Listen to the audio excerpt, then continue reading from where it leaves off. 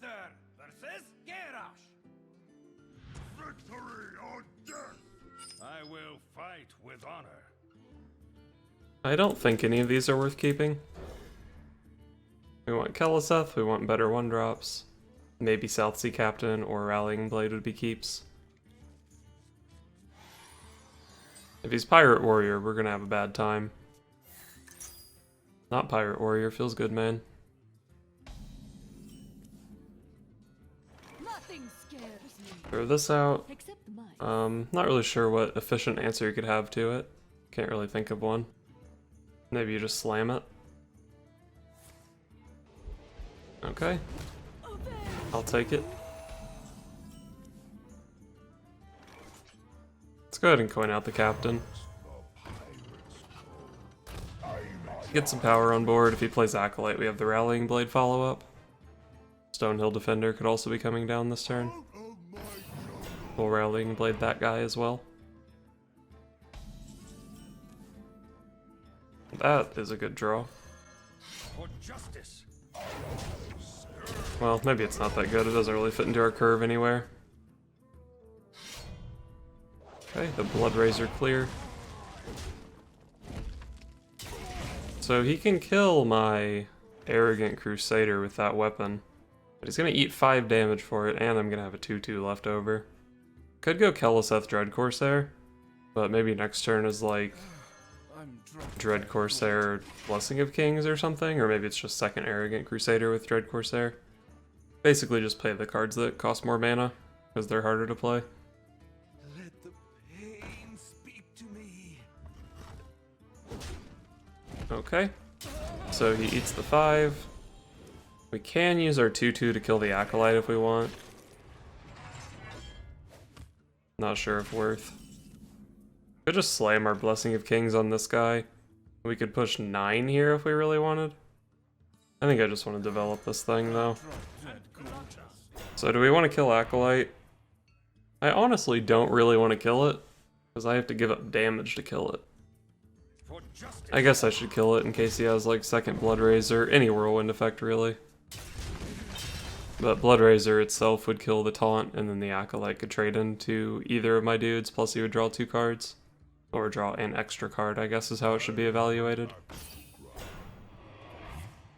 Okay, this looks like a Blessing of Kings. Divine Favor is good in this matchup. I was wondering if I should play Keleseth or use my hero power, but with the Divine Favor pickup, I don't think it's even a question. Just get the card out of the hand. The Divine Favor makes the Keleseth extra good because we get the card out of the hand so we can draw 1 more, and it also buffs almost everything that we draw. Okay, we still have a 2/2. Can he deal with it? He can.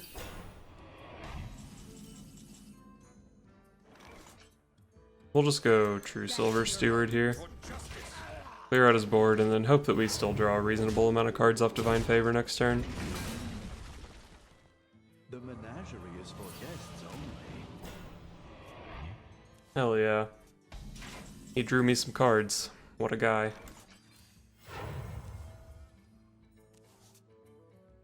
Second Divine Favor is probably less good.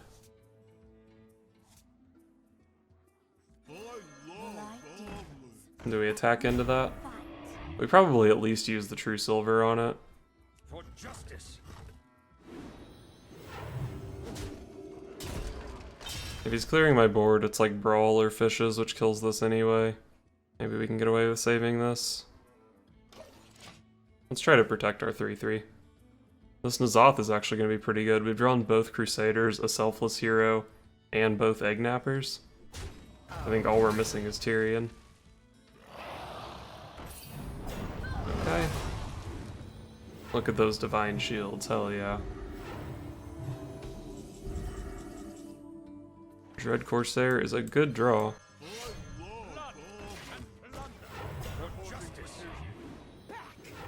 So, pretty simple trades.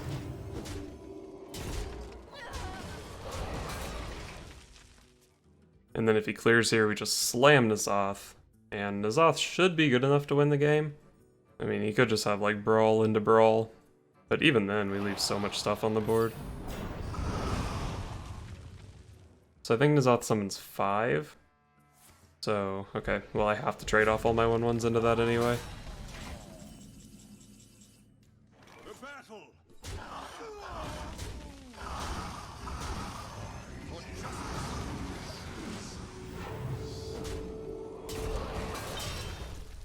So even if he has AoE, we get 2 2/2s and 4 1/1s. And then even if he can deal with that, we have a Divine Favor to draw more cards.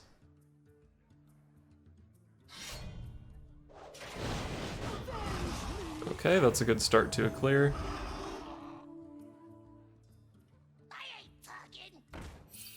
Okay, gets to play the Dirty Rat. Oh, he gets the second Whirlwind here.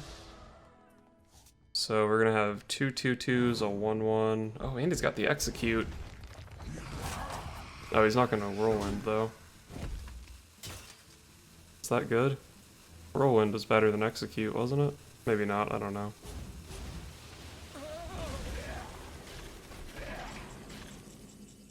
Oh, Blessing of Kings, very good draw. So we push 6 here, I believe.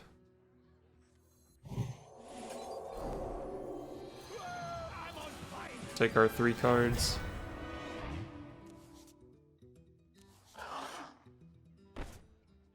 I guess I'm supposed to trade off all the small stuff, right? Maybe I should have thought more about what I was putting my Blessing of Kings on. So he probably just plays Sulfurous here to get the Death Rattle. He's gonna need more removal, or we just kill him with Rallying Blade.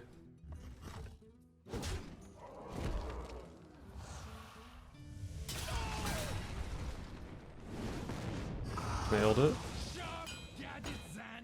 We got the taunt. That's a bummer. But Tyrion's good here.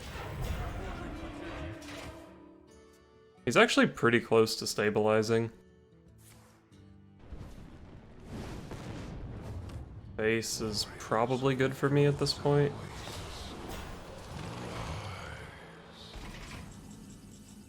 Oh my god, this 1 damage is so hard to push.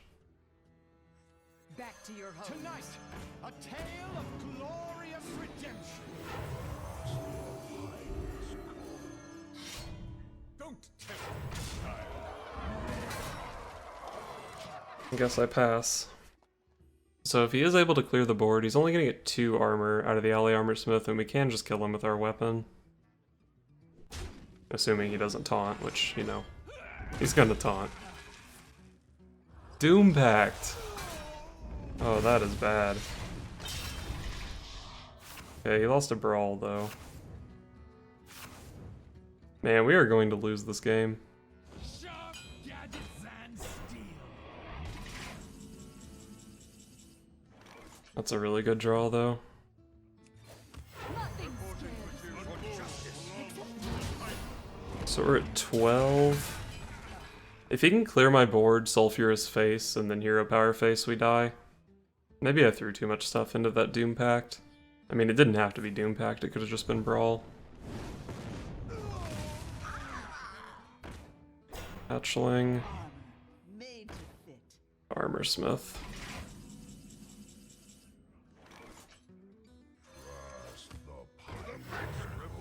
Is that it? Alright, this doesn't push the most damage, but it puts the most stuff on the board. And stuff on the board is good against his hero power. And it still leaves him at 5, so just weapon is good enough next turn if he doesn't have the taunt. Armor made to fit. I have an axe to grind. Surely this is good enough, right? Actually, we can't one-shot the Bloodhoof Brave. He gains a lot of armor off those Armor Smiths. Maybe we don't have lethal here.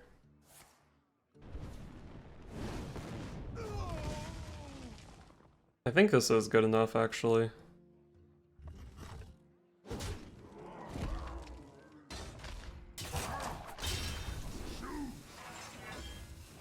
So that gives him 2. Scurvy dog. Is that it? Avenge me. Yeah, just the Ashbringer was good enough. We also had 3 out of the deckhand. Oh my god. Well played. That was way closer than I was expecting. Jeez.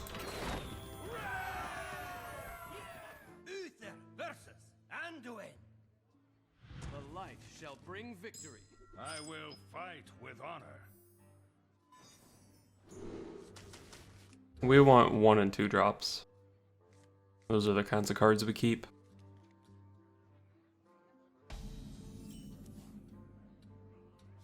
So what 1 drop do we want?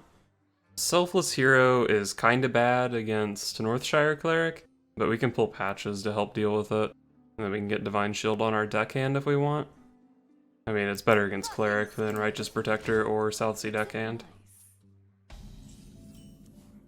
Okay, he just didn't have the Cleric, so that's good. How aggressive are we? If we play both of our 1 drops, Spirit Lash leaves me with a 1/1 Divine Shield taunt. He could also have Pyromancer. He does have the coin, so that is an option.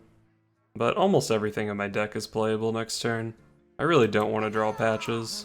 Is that it? Let's just do this. And if it really comes down to it, like if he Spirit Lashes here, and I draw N'Zoth, I can play Divine Favor. I won't be happy about it, but I could do it. So if we take this trade, he can have a pretty sick Potion of Madness. Although I guess if I'm playing Wicker Flame, which I am playing Wicker Flame, then he can't really Potion of Madness into anything. Well, these are going face every time, right? What is he playing on turn 3? Just like dudes? I don't know. We'll try not to get Spirit Lashed or Pyro Coined too hard.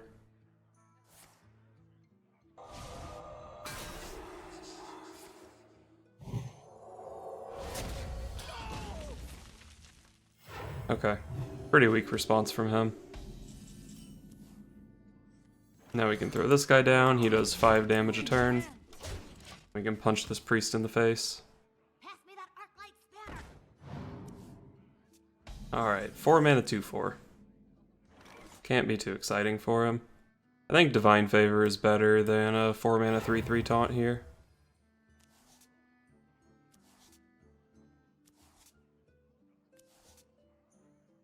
We really didn't get anything super good.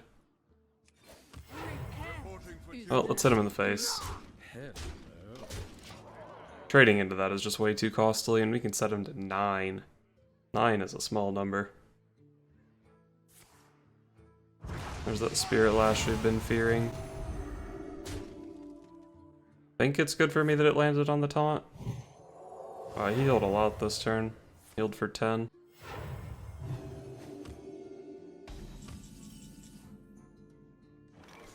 Kinda just want to slam kings on one of my dudes. Anything I play kings on still dies a Dragonfire Potion. I guess my best play against exactly Dragonfire Potion is True Silver into his 2/4, but I really don't want to True Silver into his 2/4, so I think I just won't. Let me think. So I guess it's gonna be kings this, play an annoying thing, and punch him in the face. Oh, I guess this is better against Dragonfire Potion than I thought. I was expecting my 2/2 from the Crusader to die, but the 1/1 taunt actually blocks it. Okay, it is Dragonfire, but we can play our second kings here if we want.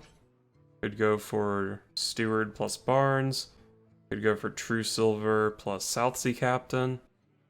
I think I want to get this king's damage in, because it's not necessarily going to be that easy to get it in.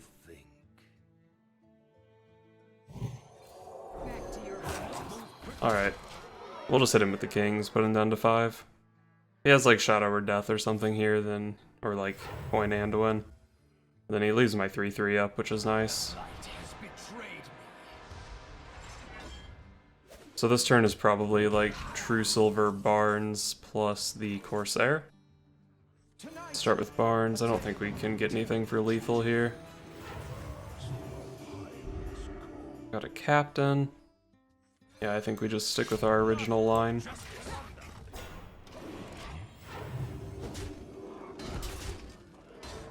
So he's at 3. How do you deal with this board? We've seen Dragonfire Potion. I've heard that people are cutting Pint-Size Horror. I would be very happy for him to not have Pint-Size Horror in his deck. Looks like he has a plan. Okay, Crab makes sense. But yeah, I can't heal or deal with the weapon. Wow, we just got him that game. Divine Favor for what, 5 or 6 cards or something? Pretty strong. Uther versus Gul'dan. Your soul shall be mine. I will fight with honor. Wow, that's a good 1-drop, and that's a good 2-drop. And that's a good 10-drop. Dude, best 10-drop in my deck. Dude, and my best 6-drop. This curve is nuts. We just need to find Except mine. 3, 4, 5, 7, 8, 9. Alright, cool. He's the one who drew patches this game.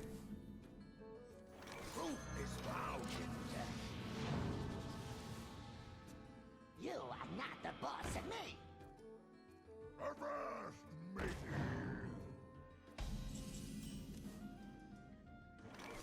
Okay, so we pull... Oh, it's actually a 3-3 patches. Well, this turn's easy.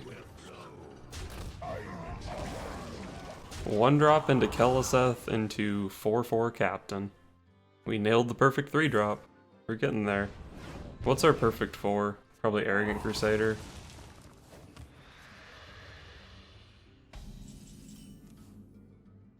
Oh, I have a Dread Corsair in hand. True Silver is definitely better.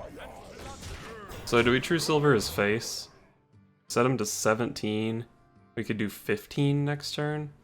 The weapon's really good against Zoo, though. I think we just hold it. Because then we can hit with it on 5, and then we're possibly playing Sunkeeper Tarim on 6, and we would want the weapon charge in play for that. Oh, I thought that was a Galaka Crawler. Nice, he lost a Doomguard. Wow, really? He decided to discard before tapping when one of his cards was a Doomguard. It's actually kind of interesting. Back to your homes. For justice. We could have taken 1 damage on this guy to push 1 more with the True Silver, but I think I like keeping my guy healthy. 6-drop in Zoo. Oh, it's not a 6-drop. Okay, so he kills my taunt. I have 8. I believe this is exact lethal. Hit for 4. Tear him for 6, and True Silver.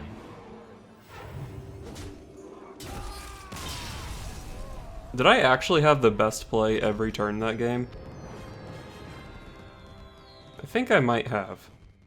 Turn 5 is a little sketchy because I don't play any 5-drops, but I feel like 4-4 make an Argent Squire was pretty damn good. Anyway, we got him. Easy. Well, that's the end of the gameplay, so how did we do?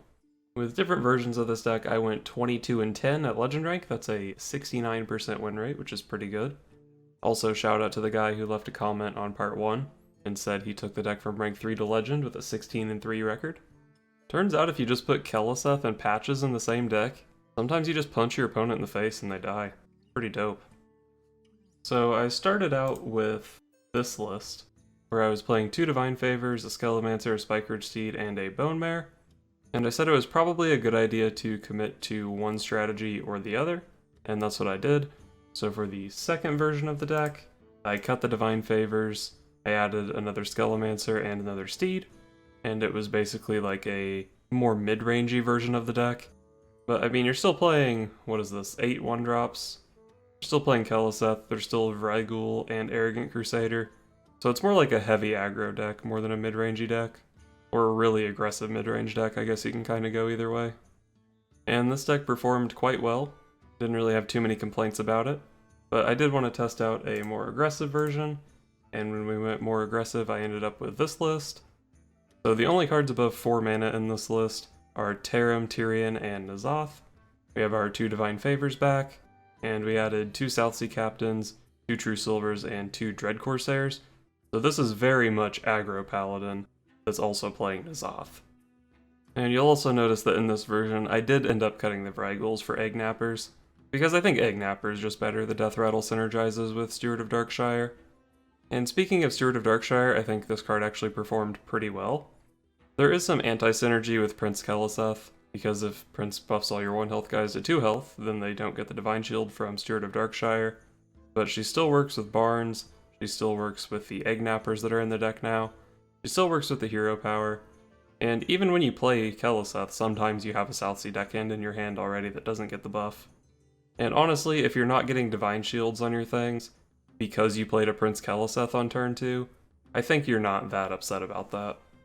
Steward is kind of like a backup plan to Keleseth in some ways, although obviously not nearly as strong.